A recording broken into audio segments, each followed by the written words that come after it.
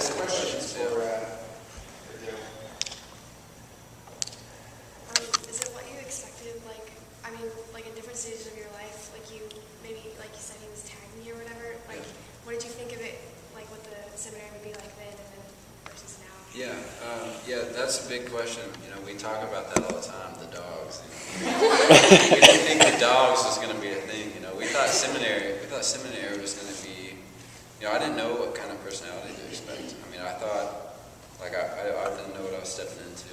I thought everyone was going to, you know a lot about the church and know everything they needed to know. But, you know, I came in and I developed brothers. You know, I developed true friendship, and the formation. You know, it's up to you. You know, I thought it was going to be very stickler. You know, and we have specific rules, but with spiritual direction and formation, you know, like it's a challenge. And if you're not, you need to work on it yourself if you want to be the best you can be. And you see guys like if you're not willing to work, then it's not going to work how it's supposed to. So I think definitely a responsibility. You know, I didn't really think, I thought they were going to tell me exactly what I needed to do all the time. But they really, at minor seminary where we are, is working on a relationship with the Lord to be able to understand the things that we'll need to in major seminary. And just developing that relationship. Because that, I mean, the relationship with the Lord, that's what the most important thing in your life. That's my personal opinion. I mean, just especially with my life, you know, if I didn't have him tagging me, you know, I would be in a bad place. Does that answer your question? Yeah. Any other questions?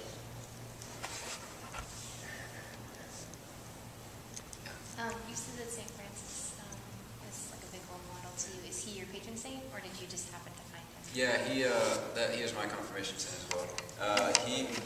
And it's weird. Like I've always been, you know, since high school, I've always had to work on, you know, humility and just kind of being able to let go of that. You know, I'm not living for myself anymore. You know, I'm living for the people of God. And so, just how he just gave up everything. And I mean, he was a partier too. You know, before he. So, you know, it's kind of nice to just his example. And I've just always been drawn to him.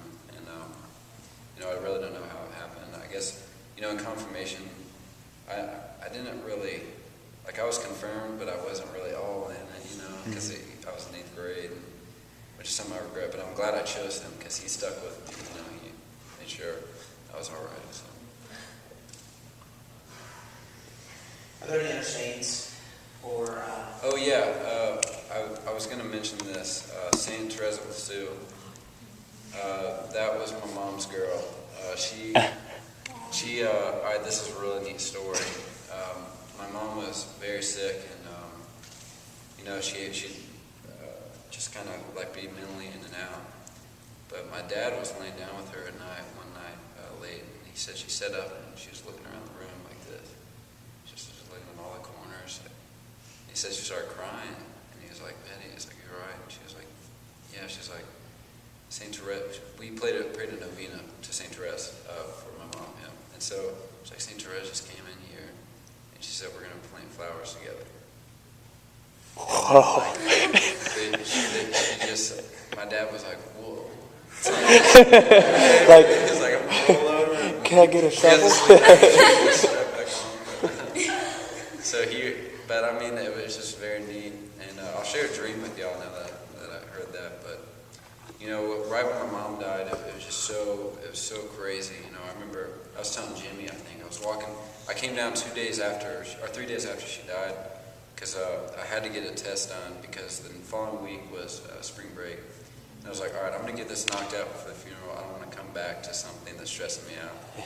So I went down, and I remember just feeling like every footstep, just everything was so heavy. And like I remember talking to my professor to give me the test, like tearing up, not even meaning to. It was just such a weird time.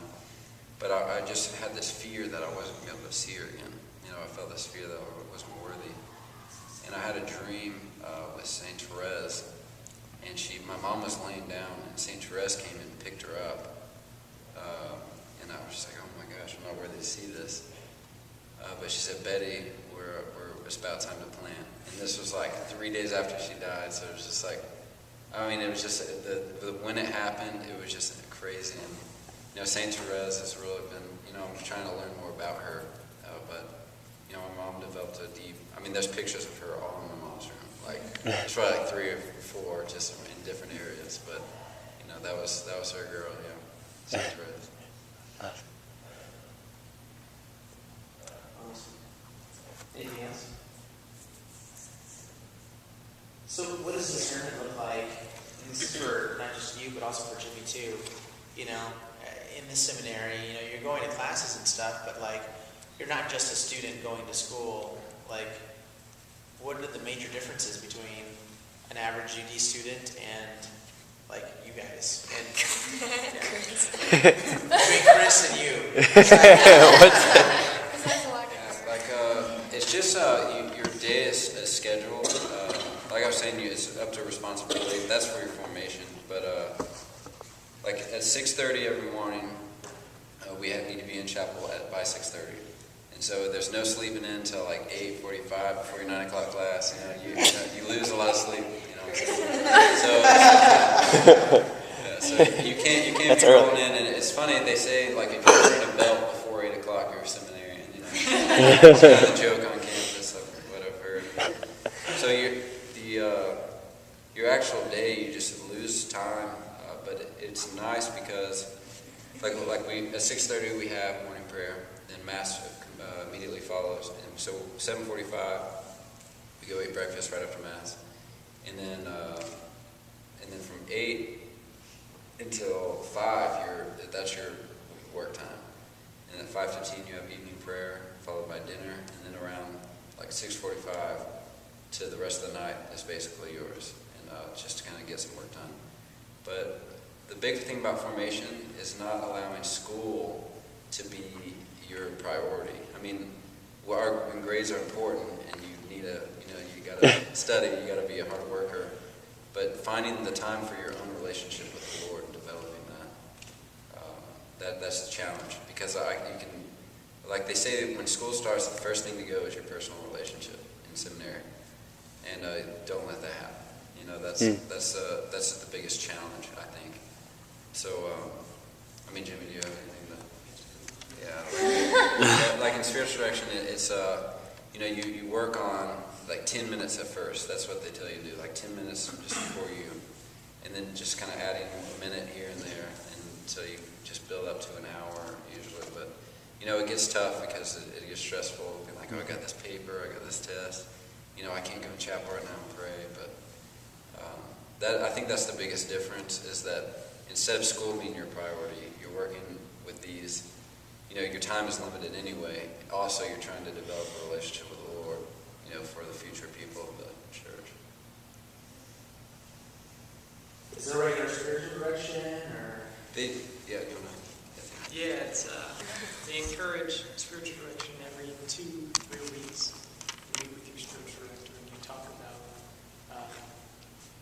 what you're feeling, how your prayer life is going, and how your discernment's going, especially. And so they'll help you through it. They'll give you the tools to work on it. But Joe mentioned in his talk, it's your faith. It's not your spiritual director's faith that you're working with. He's helping you. You have to make those decisions and make your faith your own, to have your own prayer life and your own relationship with Jesus, because he loves us all uniquely and completely.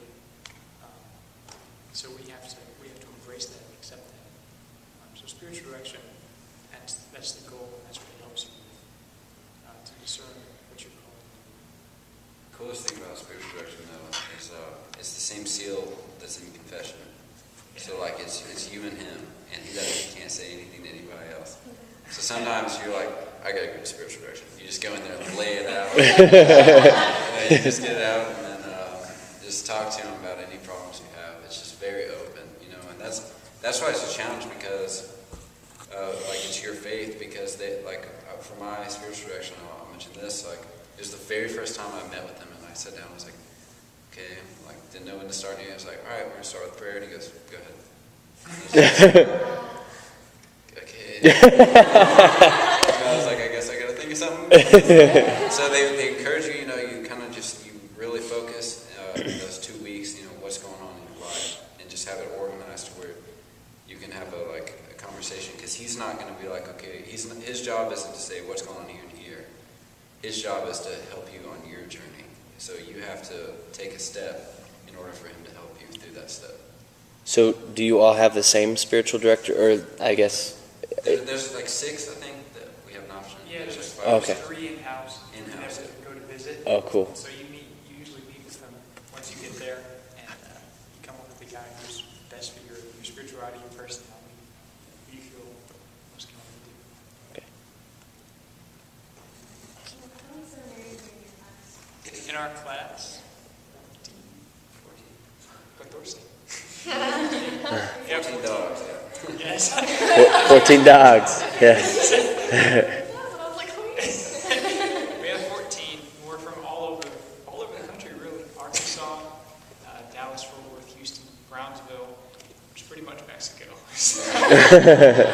Santa Fe, and all over. And it's different personalities. And we've come, Joe said it, we're brothers. I mean, we're with each other. There's such a camaraderie there. That's one of the things I didn't expect about seminary, was the friendships. Are y'all freshmen or sophomores? Sophomores. They're the same class as Jason. So Jason's in his second year. Jason's nickname is Spock. That's awesome.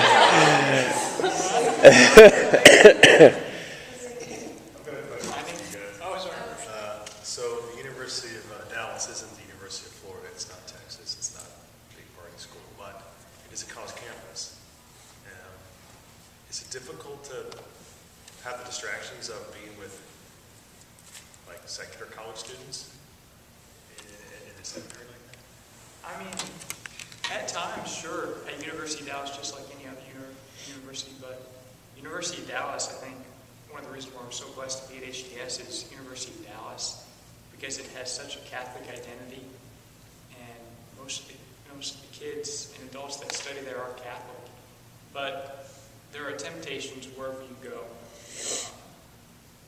And once you stop praying, you'll feel, even when you aren't praying, you feel tempted to follow those. But yeah, there's, just like there's temptations to get too involved in your schoolwork, there's temptations to fall into sin other places too. I think it's important too to know we're still 20-year-old males. So, you see a pretty girl on campus, you're like, oh man. I'm gonna be honest. It's funny. So the guys come back and I'm like, all right, pray for me. So that's important. We're human, So that, like you said, we'll be walking around, and then there's people, and they're just with their girlfriend or something, and you're just like, oh man. But we got the dogs at least.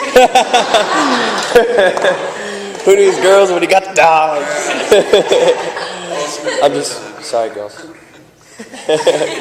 Other person. So yeah, that is I think one of the challenging things. Just sometimes you wonder, you're like, okay, what would I be doing if I'm not in seminary? Your mind that's how your mind just wanders sometimes. So keeping that in check. But yeah, Jimmy's nickname is Jimbo Slice. Awesome. And Joe is just coach. Just coach. Coach, nice. I pulled that one. Y'all both play intramural football? Yeah, we do. Yeah. Season starts next week. Yeah, it starts next week? Yeah. Awesome. Good times. Made it to the championship last year. Yeah. The seminarians, like, my freshman year or sophomore year or whatever, since then, they've been awesome. The seminarians have always been on top. So that's our time to just release. Or just, we are practicing together, Yep. sport, that's the big thing, community events are huge, you can't get in your room and just be in your cell, you got to be able to, community life is key. One of the things about living in community is you learn how to be selfless Yeah. and how you live. I mean, that's one of the main reasons that they have seminary formations, so you can live with other men and learn how to deal with people. Because, I mean, you're living with them all year, and sometimes it can be tough, but sometimes it can be very rewarding also. Yeah. So this is kind of a random question, but like, I mean, what you guys were talking about, community life. So, and y'all are sophomore seminarians, so you may not know the answer to this, but if, God willing, you are able to become a priest, like, how do you, or how do priests, I guess, maintain that? You know, like, you're talking about how the community, like, is so important to you guys. Like, yeah, how does that? Well, just with the experience of talking with some priests is, just making the effort, to visit them. And I think that's something that's kind of changing, because there's an article, I don't remember if y'all have heard the name Daniel Phillips, but he was a seminarian for the Diocese of Little Rock, and he died in a car accident. He was our age, in a Christmas break. And so we entered together, we were there, and a priest read an article, and he just kind of heard about Daniel's story, and saying, all I want to do is God's will. And he just, like, Daniel had this just big energy. And he's saying, the priest was saying that it's this energy that he really, like, is a kind of new energy. And I think that the brotherhood of seminarians is kind of, I mean, I think it's always been there, but I think it is growing. And so, like, I think it is our duty to just bring each other together. And, honestly, I don't think the brotherhood is there, like, in today, as much as it could be. And I think it's going to be our responsibility to make sure, that continues. I know, like, our seminarians this year, we had a kickball tournament. And we just got together and wanted to do it somewhere. We all came, we were all in Little Rock. And, like, a priest came and he was like, this has never happened before. He's like, this is awesome. Like, this many guys coming together for this. Yeah. And so I think you bring up a good point, because that's something that we need to work on, I think. Yeah. I mean, just because I would love to come down to Houston and visit these guys, like, can celebrate with them. That'd be awesome. Sick. Yeah. That'd be awesome. Yeah, there's the brotherhood being formed now. I mean, it's going to last a lifetime, no doubt about that. So Awesome. I think it's just like anything, it's up to you, just with your prayer life, just to make an effort, because you can't get bogged down. Setting your priorities out is a big key.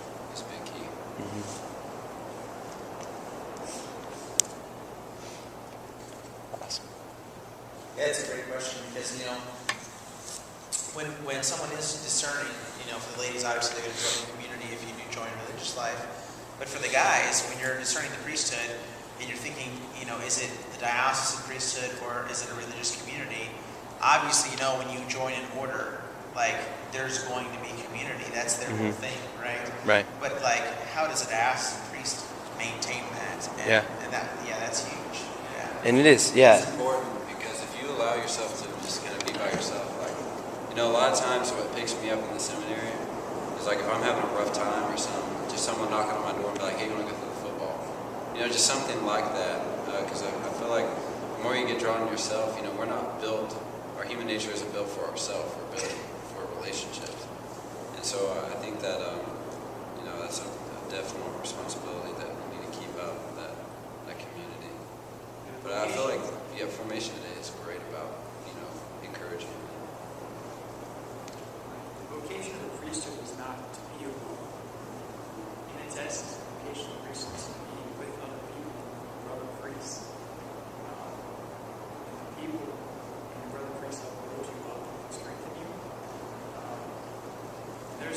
In our group in Houston, there's a priest kind of group that gets together. They go to Colorado and they'll sing mass for a few days. They'll go to events with each other, and they talk about it. And they'll say, some days you have a really long day, and you don't want to make the drive 45 minutes to the meeting place. Once you get there, and you talk with your brothers, with your friends, even if you're not called to the priesthood, a friendship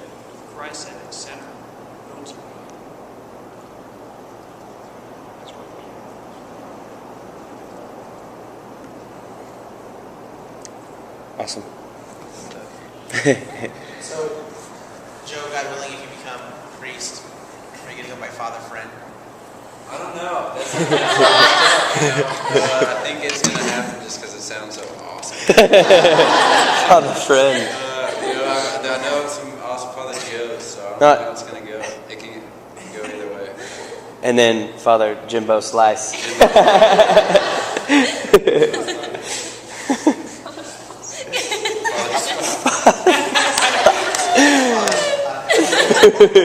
Father's. Oh, Colin doesn't have one yet, but you Yeah, well, he'll have one.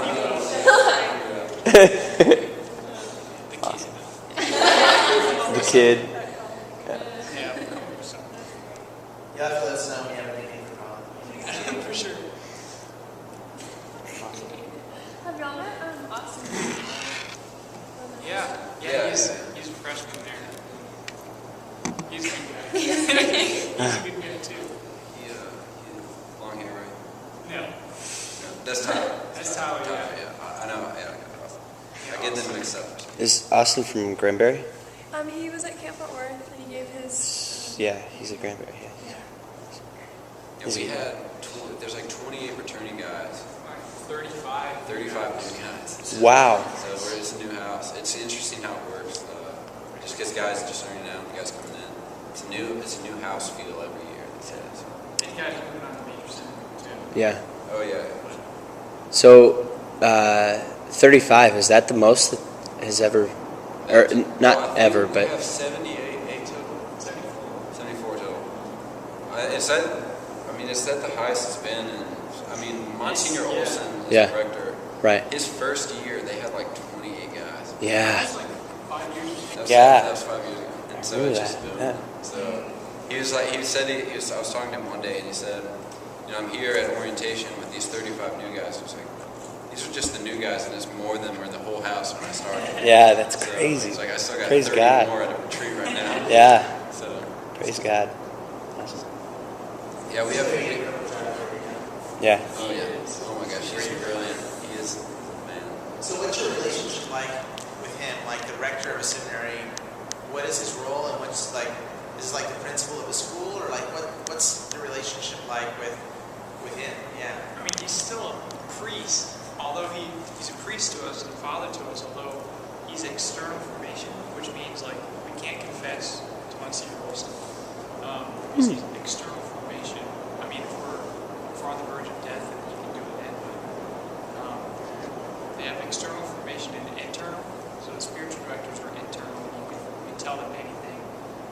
And external, they do this so just so they can make a good judgment on your formation without knowing too much. But Monsignor, he's our shepherd. I mean, Really he knows everything. We say when we're scared, we think he has like cameras and things. He does. He's just so wise. About So wise. about God. He really, he'll just walk down the halls at night. He'll do his night check. And if we're all talking to someone, he'll come in and start talking to us and tell us stories about his seminary days and stuff like that. Yeah. He's very personable like that. Yeah, there's this level of respect that always has to be there, and he is just like brilliant in how he keeps that with still being able to be in relationship with us. He's just the perfect, just the perfect level where he is right now. So you have that respect, but he can also joke around with you. He knows when to be serious. He knows us personally, so it's just he is the man.